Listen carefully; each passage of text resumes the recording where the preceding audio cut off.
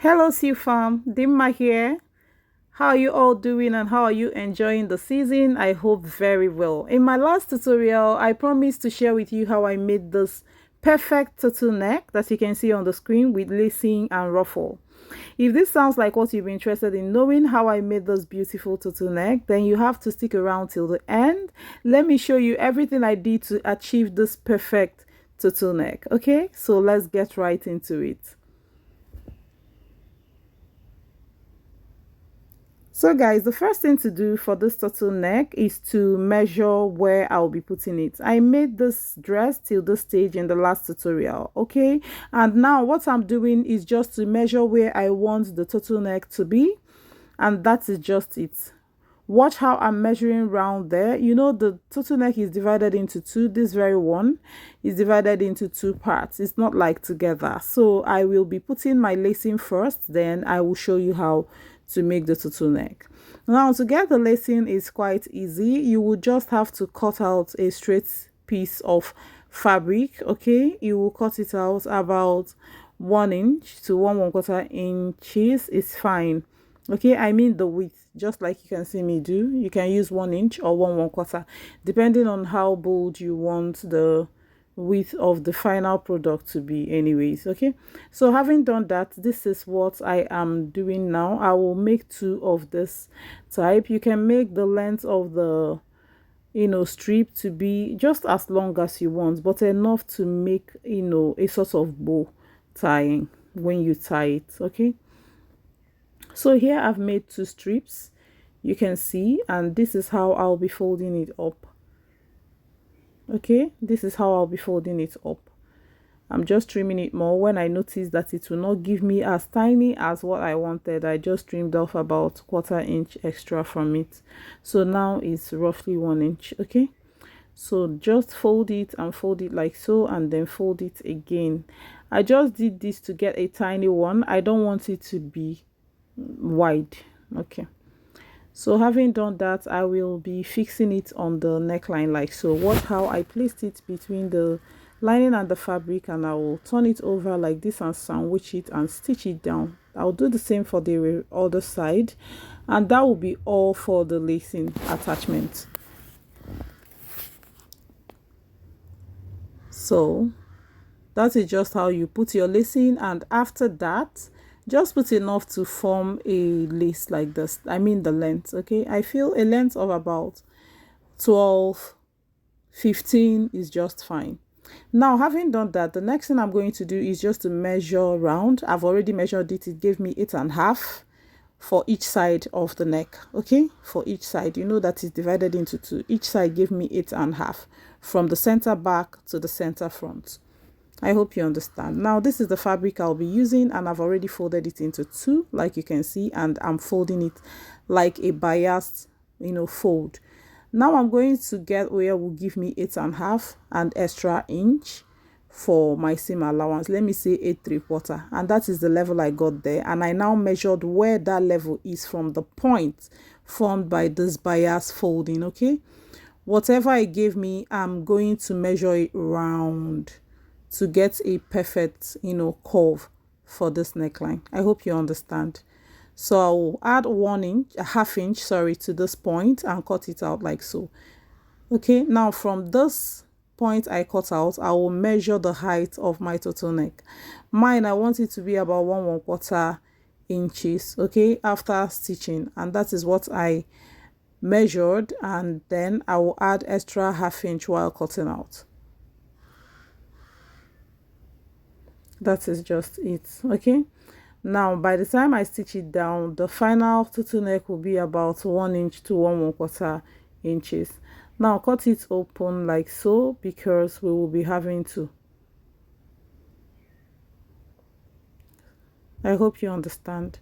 Now I have gone ahead to apply this tissue paper on them, on all of them. Okay, I applied it twice, like double of that tissue paper. Having done that, I will just go ahead and cut out my ruffle. Feel free to choose the width of ruffle you want. I want my ruffle to be about 3/4 inch, and that is why I cut out little strip of fabric. If you want yours to be as wide as the original picture that I am trying to copy, you can feel free to do that, but mine, I want it to just be like that. Okay, now I have stitched close the ruffle fabric, and I'm just trimming off the excess. Now after trimming it off like so, the next thing I'll do is just to go ahead and ruffle it around this neck. Watch how I am placing it. Watch closely to see how I am going to place it to form my ruffle, just like so.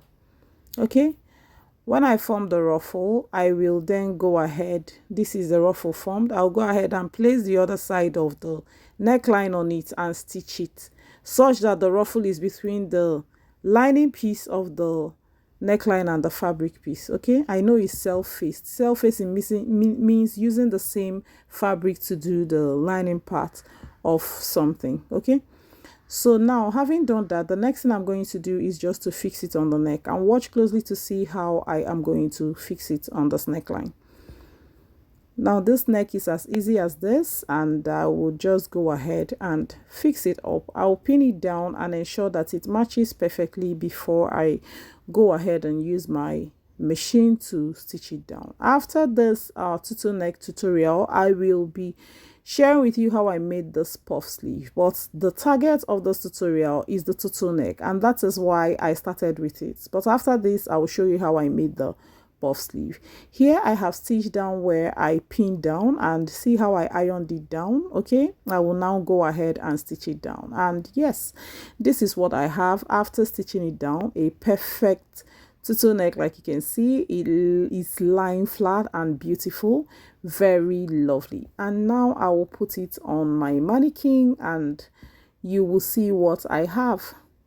Now this is what it looks like on the mannequin, looking so beautiful, looking so lovely. You can see how relaxed it's looking, resting relaxed and beautiful on the neckline. Okay, if this is what you will want to achieve when you do your tutu neck, then go ahead and do exactly the same thing that I did in this video, and you will definitely get this kind of tutu neck. Now the next thing I will show you is how I made this puff sleeve.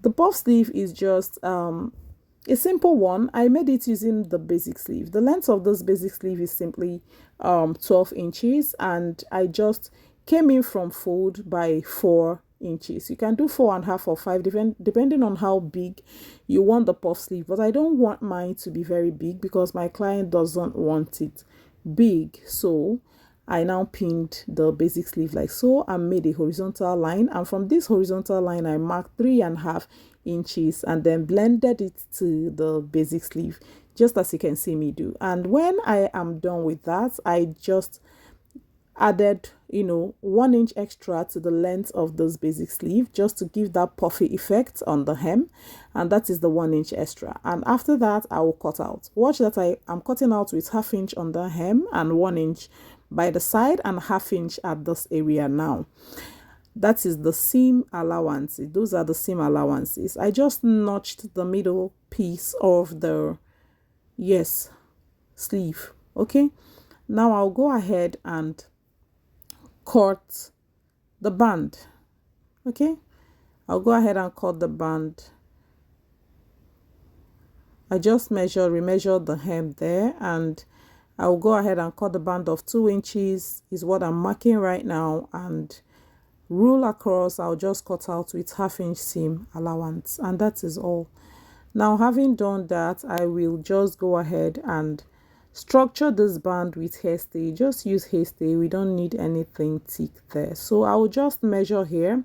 What I measured is 6 inches, and let me say 6.5. I just cut out. Okay, 6 inches is the circumference of where this sleeve will be landing, around the elbow length. Okay, now having done that, I will go ahead and gather the puff sleeve on this. That is after I have structured it with hairstay.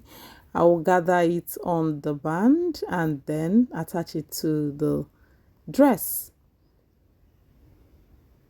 Now this is the band. I have applied hairstay to it, and then the next thing to do is to join the lining of the puff sleeve with the fabric of the puff sleeve. Now stitch round it. That is the first step, and after that I would just go ahead and trim off any excess of the lining. Then I will be gathering it on this band. Okay, I will just notch the middle of the band as a guideline to match with the middle of the puff sleeve. I hope you understand. Now after having done that, I will go ahead and gather it like so, matching the appropriate notches. Okay, after I gathered, this is what I have. It's looking so beautiful and lovely. Okay, I serged it as well. I'm just trimming off excess from the serged seam, and this is what I have after closing it up. Just cut any seam thread excess and all that. I will be applying elastic on that part of my puff sleeve to make it hold perfectly on my client the way I want it. Now this is how I'm measuring the elastic. I measure 2 inches. I will measure 2 of that. Now this is where I will be placing it. I will just place it some inches away from the middle, about 2 inches away from the middle, and I will drag it. I will drag as I stitch it, just to form a form of to give a form of elasticity on that area to hold very well. See where I applied it and see how elastic it is, to hold well on the elbow when my client wears it. That's the idea, so that it will not be pulling down at random or at will. It will just be steady. And this is what I have, guys. And then this is the final outcome after I have attached the neckline and the puff sleeve. Feel free to like, comment, share, okay, subscribe, and also turn on your notification bell, guys. I'll see you in my next one. Love you all. Bye.